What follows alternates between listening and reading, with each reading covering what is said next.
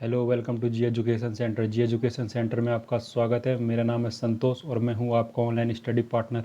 तो चलो शुरू करते हैं। एक बार फिर लेके आया हूं मैं आपके लिए उत्तराखंड के होने वाले वाहन चालक के लिए एक पेपर।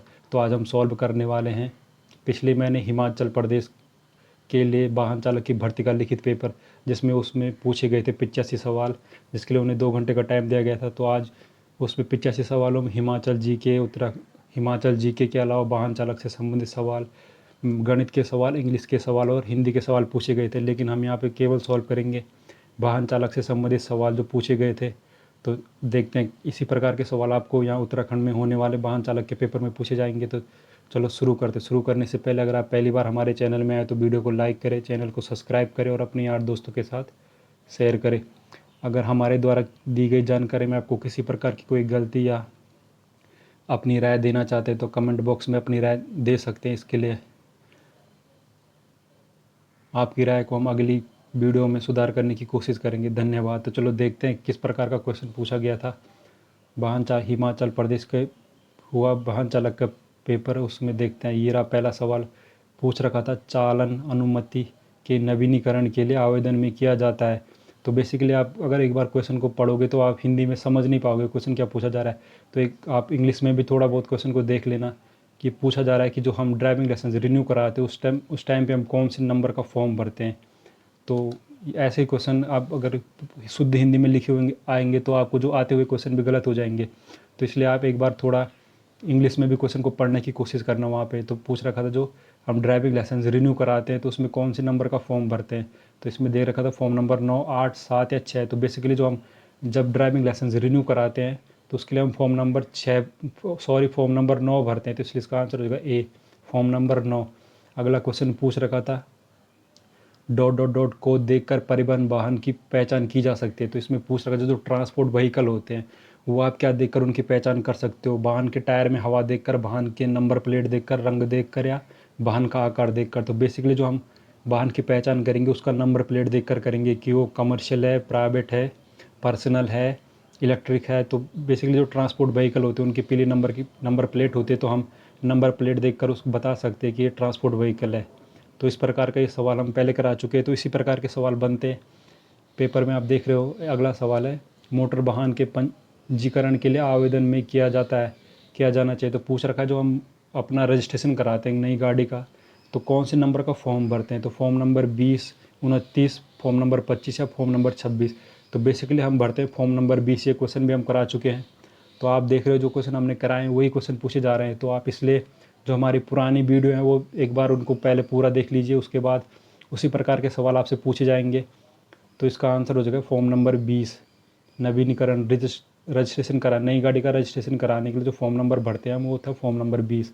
अगला सवाल पूछ रखा था, ये थोड़ा नया क्वेश्चन था। सीएनजी का पूरा नाम क्या होता है। सीएनजी की फुल फॉर्म पूछ रखी है। बेसिकली आपने देखा वो गाड़ी में सीएनजी वाली गाड़ी होती है। तो पूछ रखा था सीएनजी की फुल फॉर्म क्या होती है। पहला ऑप्शन दे रखा था सामान्य प्राकृतिक गैस, दूसरा दे रखा था संपीड़ित प्राकृतिक गैस, तीसरा दे रखा था कार्बन प्राकृतिक गैस, चौथा दे रखा शीत प्राकृतिक गैस। तो बेसिकली जो सीएनजी की फुल फॉर्म होती है उसे बोलते हैं संपीड़ित प्राकृतिक गैस या कंप्रेस्ड नेचुरल गैस। ये याद रखना, ये थोड़ा नया क्वेश्चन है आपके लिए। तो इसलिए ये पूछा जा सकता है आपसे, अब क्या पता आपके पेपर में पूछा जाए, तो इसलिए याद रखना। अगला सवाल पूछ रखा था गाड़ी चलाते समय यदि आपकी गाड़ी से किसी व्यक्ति से टकराती है और उसे चोट लग जाती है तो आप क्या करोगे। ये क्वेश्चन भी हमने करा रखा है। तो पूछ रखा था गाड़ी चलाते समय आप गाड़ी से कोई किसी को व्यक्ति को टक्कर लग जाती है तो उसे चोट लग जाएगी तो आप क्या करोगे। पहला ऑप्शन दे रखा था यदि कोई गवाह न हो तो आप घटनास्थल से भाग निकलना चाहिए। दूसरा था घायल व्यक्ति को चिकित्सा कराने के लिए कदम उठाना चाहिए। तीसरा दे रखा था घटनास्थल को छोड़कर नज़दीकी पुलिस स्टेशन में रिपोर्ट दर्ज करानी चाहिए। चौथा दे रखा था कार्यालय मालिक को सूचित कर देना चाहिए और उसके पहुंचने तक का इंतजार करना चाहिए। तो बेसिकली अगर आपकी गाड़ी से किसी व्यक्ति को टक्कर लग जाती है तो आपको पहला कर्तव्य बनता है कि आप उस घायल व्यक्ति को हॉस्पिटल में पहुँचाए, उसको मेडिकल की सुविधा उपलब्ध कराए। तो इसके लिए इसका आंसर घायल व्यक्ति को चिकित्सा करने के लिए कदम उठाना चाहिए। ये क्वेश्चन हमने करा रखा है। अगला क्वेश्चन पूछ रखा था, ये क्वेश्चन थोड़ा नया है। पूछ रखा है लोक मार्गों पर गाड़ी चलाने के लिए न्यूनतम विधिक बीमा रक्षक क्या होता है। पूछा जा रहा है मिनिमम पूछ रखा है यहाँ पे मिनिमम इंश्योरेंस कवर कितना होना चाहिए। अगर आपको किसी पर पब्लिक रोड पर गाड़ी चलानी है तो पहला दे रखा है वैदिक चोट रक्षक बीमा कवर या पर्सनल इंजरी कवर होना चाहिए आपके पास, या पूर्ण रूप से व्यापक फुल कंपनसेशन तीसरा दे रखा है तृतीय पक्ष या आग या चोरी, थर्ड पार्टी या फायर और थीप के लिए, मतलब अगर गाड़ी में थर्ड पार्टी से कराओगे या गाड़ी में आग या चोरी होती है तो अब क्योंकि यहाँ पे मिनिमम पूछ रखा है तो आप ये क्वेश्चन पढ़ लेना, मिनिमम न्यूनतम पूछ रखा है तो आप केवल थर्ड पार्टी से करा सकते हो न्यूनतम के लिए। अगर यहाँ पे पूछता है मैक्सिमम तो आप यहाँ मैक्सिमम पूछेगा तो आप पूर्ण रूप से व्यापक फुल कंपनसेशन कर सकते हो। तो इसलिए इसका आंसर होगा यहाँ पे हमसे मिनिमम पूछ रखा है, मिनिमम इंश्योरेंस कवर पूछ रखा है तो इसमें आ जाएगा केवल थर्ड पार्टी। ये नया क्वेश्चन था, इसे ध्यान रखना, क्या पता आपसे पूछा जाए ये वाला क्वेश्चन।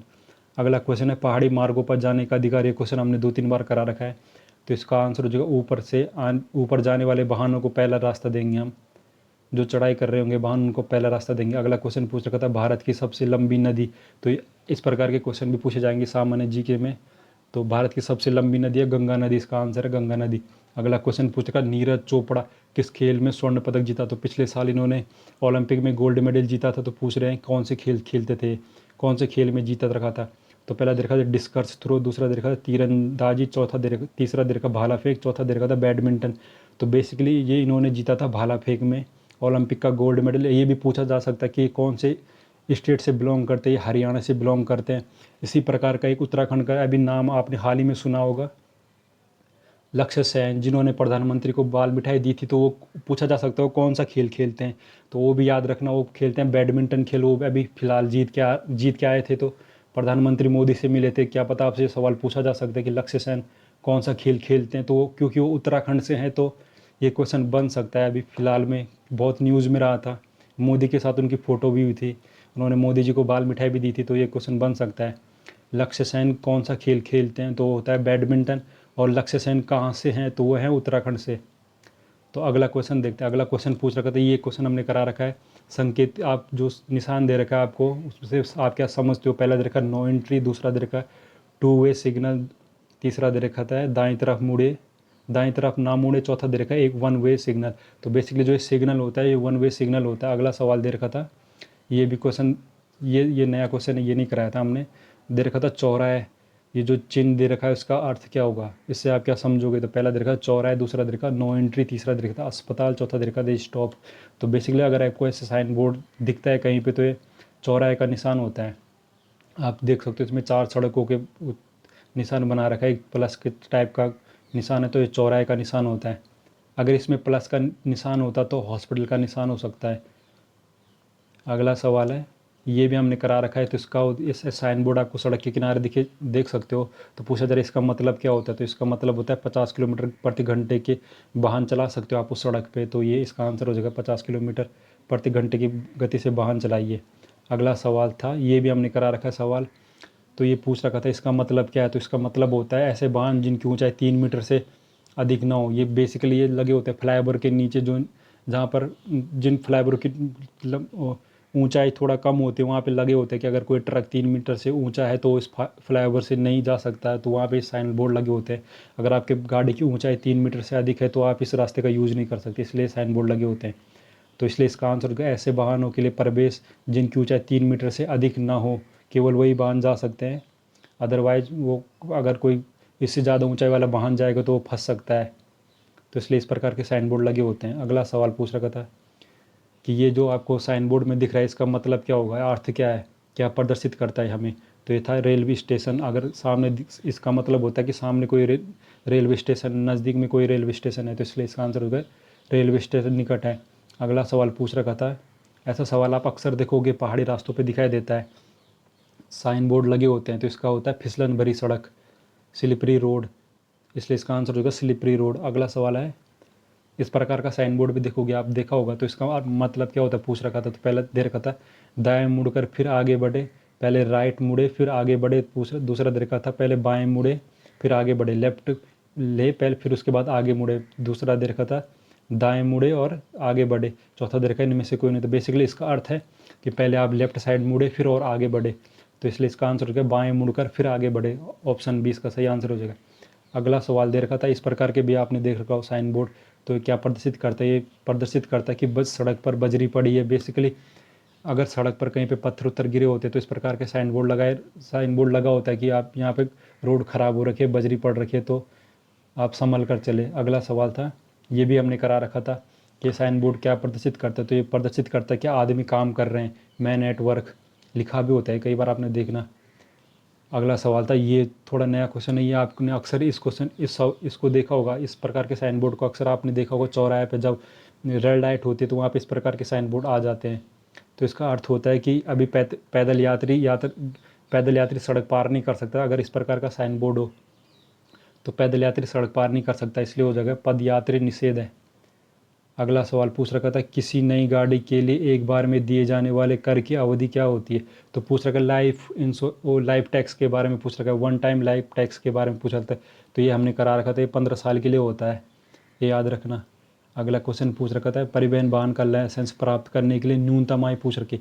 यहाँ पे क्वेश्चन ध्यान से पढ़ना है, यहाँ पे ट्रांसपोर्ट व्हीकल की पूछ रखा है। ट्रांसपोर्ट व्हीकल के लिए हैवी ड्राइविंग लाइसेंस की ज़रूरत पड़ती है और इसके लिए मिनिमम एज है 20 वर्ष। तो इसलिए इसका आंसर हो जाएगा 20 वर्ष। ये क्वेश्चन हमने करा रखा है वैसे, पर वहाँ पे परिवहन वाहन के हम वहाँ पे था वाहन चालन के लिए न्यूनतम आयु, यहाँ पे परिवहन पूछ रखा है। ट्रांसपोर्ट व्हीकल जैसे बस हो गई, ट्रक हो गई, जो बड़े वाहन होते हैं जिनके लिए हैवी ड्राइविंग लाइसेंस की ज़रूरत पड़ती है, उनके लिए न्यूनतम आयु होती है 20 वर्ष।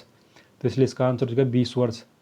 अगला क्वेश्चन पूछ रखा था, किसी निजी वाहन की अनुमति यात्री क्षमता दर्ज होती है। तो पूछा जा रहा, अगर पैसेंजर परमिट कहाँ पे कितनी, अगर किसी ये होता है जैसे प्राइवेट गाड़ी होती है उनमें पैसेंजर के लिए परमिट होती है कि इतनी सवारी बैठा सकता है कोई ड्राइवर, तो कहाँ पे रजिस्ट्रेशन हो, कहाँ पे दर्ज की जाती है वो जानकारी। तो इसमें पूछ रखा था, वही क्वेश्चन है कि वो जानकारी कहाँ पर दर्ज की जा सकती है। अगर कोई प्राइवेट गाड़ी है उसमें कितने लोग बैठ सकते हैं, उसका कहाँ पर लिखा होता है।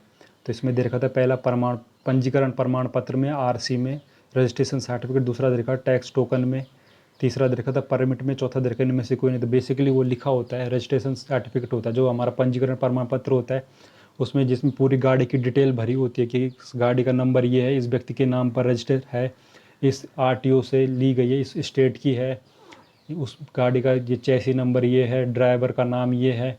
तो उसमें पूरा डिटेल होती है आपकी गाड़ी की, तो उसी में भरा जाता है कि ये गाड़ी प्राइवेट है या पर्सनल है, तो इस गाड़ी में कितने लोग बैठ सकते हैं इस गाड़ी। तो इसलिए इसका आंसर हो जाएगा पंजीकरण प्रमाण पत्र में लिखा होता है कि गाड़ी में कितने पैसेंजर बैठा जा सकते हैं। तो ये इसका आंसर हो जाएगा रजिस्ट्रेशन सर्टिफिकेट। अगला सवाल पूछ रखा था, किसी भी वाहन का इंजन चलाने से पूर्व क्या करना चाहिए। तो ये पूछ रखा था कि अगर हम सुबह वाहन स्टार्ट करते उससे पहले हम क्या क्या जांच करनी चाहिए। तो ऑप्शन है इसमें, रेडिएटर के पानी के स्तर की जांच करनी चाहिए, दूसरा है ईंधन के तेल का स्तर जांच कर लेना चाहिए, तो दूसरा ऑप्शन दे रखा था हेडलाइट जांच करनी चाहिए, तीसरा दे रखा था ब्रेक जांच करना चाहिए, या इनमें से कोई। तो बेसिकली अगर गाड़ी स्टार्ट करने से पहले आपने देखा होगा, आप अक्सर ड्राइवर लोग जो होते हैं वो पहले गाड़ी का इंजन का पानी देखते हैं कि रेडिएटर में पानी है या नहीं है, फिर तेल देखते हैं, तेल की स्तर की जाँच करते हैं तेल कितना है। तो इसलिए इसका आंसर हो जाएगा रेडिएटर की में पानी का स्तर की जांच करेंगे और ईंधन व तेल की जांच करेंगे। तो इसका आंसर हो जाएगा ए। अगला क्वेश्चन पूछ रखा था BS6, ये हम क्वेश्चन हमने कराया था, लेकिन हमने वहाँ पे कुछ अलग तरीके से कराया। तो वहाँ पे हमने पूछ रखा था कि BS6 में BS का फुल फॉर्म क्या होती है। तो उसका फुल फॉर्म होती थी भारत स्टेज। तो यहाँ पे पूछ रखा था BS6 किससे संबंधित है। वहाँ पे हमने बताया था कि ये प्रदूषण कम करता है, इस प्रदूषण मानक का है, इसे भारत में लाया गया है, इंजन है एक प्रकार का जिससे प्रदूषण कम होता है, प्रदूषण का मानक है BS6। तो यहाँ पे वही पूछ रखा है कि हमसे कि BS6 किससे संबंधित है। पहला दे रखा है इंजन क्षमता, इंजन कैपेसिटी से, दूसरा दे रखा है इलेक्ट्रिक वाहन है, या तीसरा दे रखा है प्रदूषण का मानक है, या चौथा दे रखा था प्रदूषण नियंत्रक है। तो बेसिकली BS6 जो है वो प्रदूषण का मानक है, इससे पता चलता है कि गाड़ी कितना पॉल्यूशन फैला रही है नहीं फैला रही। तो BS6 गाड़ी होती है वो पॉल्यूशन कम फैलाती है, तो एक प्रकार का मानक होता है, प्रदूषण का मानक होता है। ये थोड़ा अच्छा क्वेश्चन था, डीप में पूछ रखा था। अगला क्वेश्चन पूछ रखा था, मुख्यमंत्री की नियुक्ति कौन करता है। तो बेसिकली मुख्यमंत्री, इस प्रकार का सवाल आपसे पूछा जा सकता है कि मुख्यमंत्री की नियुक्ति कौन करता है। तो मुख्यमंत्री की नियुक्ति करता है राज्यपाल। आपसे पूछा जा सकता है उत्तराखंड के मुख्यमंत्री का नाम, तो आप बता सकते हो पुष्कर सिंह धामी। उत्तराखंड में कितनी लोकसभा सीटें हैं, उत्तराखंड में कितनी विधानसभा सीटें हैं, उत्तराखंड में राज्यसभा की कितनी सीटें, ये भी आप देख लेना, क्योंकि इनसे क्वेश्चन हिमाचल प्रदेश में जो ड्राइवर का एग्ज़ाम होता है उसमें इस प्रकार के क्वेश्चन पूछ रखे थे। तो आप देख लेना उत्तराखंड के राज्यपाल कौन है, ये भी क्वेश्चन पूछ सकते हैं। तो ये थे सवाल। अब कुछ नए सवाल और जोड़ते हैं। इसमें पूछ रखा है कि प्रदूषण नियंत्रण प्रमाण पत्र की वैधता होती है, जो पॉल्यूशन सर्टिफिकेट होता है, पूछ रखा है उसकी वैधता कितने टाइम तक वैलिड होता है, 1 साल, 6 महीने, 9 महीने, 3 महीने। तो बेसिकली जो पॉल्यूशन सर्टिफिकेट होता है 1 साल के लिए वैध होता है, 1 साल तक चल सकता है, तो इसलिए इसका आंसर होगा 1 साल। अगला सवाल पूछ रखा है वाहनों में ABS का मतलब क्या होता है। तो आपने देख रखा होगा आजकल जो गाड़ियाँ आती है, जो खासकर बाइकों में ABS बोलते हैं, ABS ब्रेकिंग सिस्टम है इसमें। तो पूछ रखा है ABS होता क्या है। पहला दे रखा था ऑटोमोटिव ब्रेक सिस्टम, दूसरा दे रखा था एंटी लॉक ब्रेक सिस्टम, तीसरा दे रखा था ईयर ब्रेक सिस्टम, चौथा दे रखा में से कोई नहीं। तो बेसिकली ये एंटी लॉक ब्रेक सिस्टम होता है, जिससे आप फिसलन भरी सड़क पर अगर आप ब्रेक मारोगे तो आपकी गाड़ी फिसलेगी नहीं। तो ABS का फुल फॉर्म ये याद रख लेना, पूछा जा सकता है आपसे, एंटी लॉक ब्रेक सिस्टम। अगला सवाल है फ्यूज फिल्टर का क्या काम होता है। बेसिकली गाड़ियों में फ्यूज फिल्टर होता है एक, जिसका काम होता है ईंधन को साफ करना। जो तेल में अगर किसी प्रकार की कोई मिलावट है या गाड़ी के अंदर कोई कचरा ना जाए, तो इसलिए फ्यूज फिल्टर यूज होता है। इंजन में कोई कचरा ना चला जाए, इसलिए फ्यूज फिल्टर का इस्तेमाल किया जाता है। तो इसका काम होता है ईंधन को साफ करने के लिए। अगला सवाल पूछ रखा था उत्तल दर्पण का उपयोग किस लिए किया जाता है। तो ये हमने क्वेश्चन कुछ अलग तरीके से पूछ रखा था, इसमें इस प्रकार से भी पूछा जा सकता है आपसे, उत्तल दर्पण का उपयोग किया जाता है। तो ऑप्शन दे रखा था सामने देखने के लिए, पीछे देखने के लिए, या पहला और दूसरा सही है, इनमें से कोई। तो बेसिकली जो उत्तल दर्पण होता है उसे रियर व्यू मिरर भी बोलते हैं, पीछे देखने के लिए। आपने देखा होगा ड्राइवर के राइट साइड में होता है, राइट और लेफ्ट साइड में दोनों साइड होता है। तो इसमें ड्राइवर जो उसके पीछे से गाड़ी आ रही होती है उनको देख सकता है। तो वहाँ पे हमने क्वेश्चन पूछ रखा था, उसमें हमने पूछा था जो ड्राइवर के राइट साइड में कांच लगा होता है उसमें कौन सा मिरर होता है, कौन सा दर्पण होता है। तो उसमें था उत्तल दर्पण। तो यहाँ पे क्वेश्चन पूछ रखा जो उत्तल दर्पण होता है उसमें हम क्या देखते हैं, कहाँ पे क्या देखते हैं। तो हम पीछे देखने के लिए उसका इस्तेमाल करते हैं, इसलिए इसका आंसर होगा पीछे देखने के लिए। अगला सवाल है के टायर, जो वाहन के टायर होते हैं उन्हें रोटेशन क्यों आवश्यक होता है। जो गाड़ी होती है उनमें आपने देखा होगा जब आप सर्विस कराते हो तो जो सर्विस सेंटर वाले उसके आपके टायर को आगे पीछे चेंज कर देते, वो क्यों करते हैं। इसलिए करते हैं कि सभी टायरों में एक प्रकार की घिसावट हो, जिससे कि आपकी जो टायर हो उनमें बराबर की घिसावट हो, बराबर चारों टायर बराबरी से घिसे। तो इसलिए इसका आंसर होगा सभी टायरों में एक बराबर घिसावट हो। अगला क्वेश्चन है HSRP का फुल फॉर्म क्या है, पूरा नाम क्या है। तो ये बेसिकली ये HSRP होती है हाई सिक्योरिटी रजिस्ट्रेशन प्लेट। जो RTO से आपको नंबर प्लेट मिलती है, जो सरकारी नंबर प्लेट होती है, वो होती है हाई सिक्योरिटी रजिस्ट्रेशन प्लेट। ये पूछा जा सकता है इसकी फुल फॉर्म। तो HSRP होती है हाई सिक्योरिटी रजिस्ट्रेशन प्लेट, ये ध्यान रखना। अगला सवाल है कौन सा प्रकाश वाहनों के पीछे के यातायात को धीमा करने का संकेत देता है। तो पूछा जा रहा है जो अगर हम गाड़ी में कौन सी लाइट होती है जो हमारे पीछे आने वाली गाड़ी को संकेत देते कि गाड़ी आप धीमी करें। तो इसमें दे रखा था स्टॉप लाइट, दूसरा दे रखा फॉग लाइट, तीसरा देखा डोम लाइट, चौथा दे रखा था हेड लाइट। तो बेसिकली जो स्टॉप लाइट होती है आपकी गाड़ी के पीछे, इन्हें ब्रेक लाइट भी बोलते हैं। तो ये जब आप थोड़ा सा ब्रेक दबाते हैं तो आपकी गाड़ी के पीछे रेड कलर की लाइट जलती है, तो जिससे जो आपकी गाड़ी पीछे से और गाड़ी आ रही है तो उसे संकेत मिल जाता है कि आप गाड़ी धीमा करें, अगली गाड़ी अब ब्रेक लगाने वाली है। तो इसलिए सोचा है स्टॉप लाइट। अगला क्वेश्चन पूछ रखा था मोटर वाहन अधिनियम की धारा 122 किससे संबंधित है। तो ये क्वेश्चन हमने पूछ रखा था पहले भी अपनी पुरानी वीडियो में, तो वहीं से क्वेश्चन, इसी प्रकार के क्वेश्चन और बन सकते हैं, देख लेना। तो पूछ रखा धारा 122 किससे संबंधित है। तो ये होता है अंडर एज ड्राइविंग। अगर आपकी एज कम है और आप ड्राइविंग कर रहे हैं तो अगर पकड़े जाते तो धारा 122 के तहत आपका चालान होगा। तो इसलिए इसका आंसर होगा कम उम्र में ड्राइविंग करना। तो ये थे कुछ सवाल जो हम हिमाचल प्रदेश के उसमें ड्राइविंग एग्ज़ाम में पूछ रखे थे। कैसा लगे आपको ये सवाल। अगर पसंद आए तो वीडियो को लाइक करें, चैनल को सब्सक्राइब करें और अपने यार दोस्तों के साथ शेयर करें। धन्यवाद।